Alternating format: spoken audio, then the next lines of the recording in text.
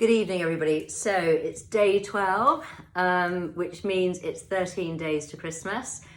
What I want to talk about today is call centres and how much time I have spent and sometimes have to spend on the phone to these call centres that are based overseas.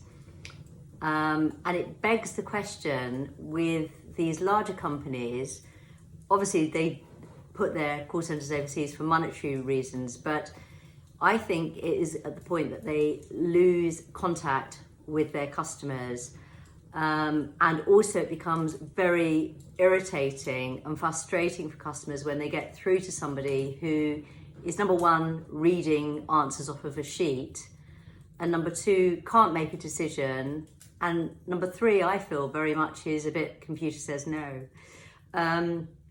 And I'll give you a few examples of this. So we used to always look for the cheapest options when it came to internet, because we've got a lot of properties.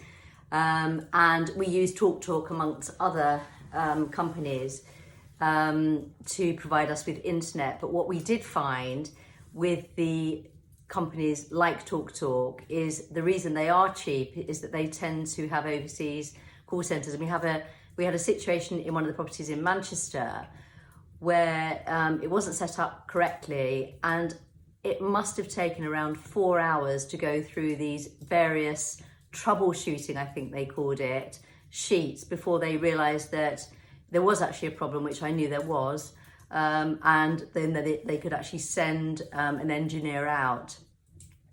Obviously now we don't use TalkTalk, and we tend to use companies for internet that have UK-based call centres, because we tend to need internet on all our properties because we've got corporate guests and it's absolutely imperative, and if anything goes down we need that fixed urgently. So we tend to go for Virgin or BT, which I know are the much more expensive option.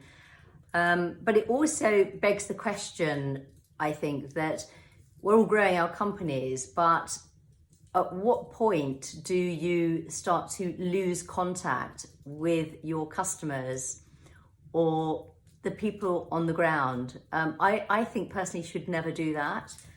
And I think that the customers are the most important thing that you have.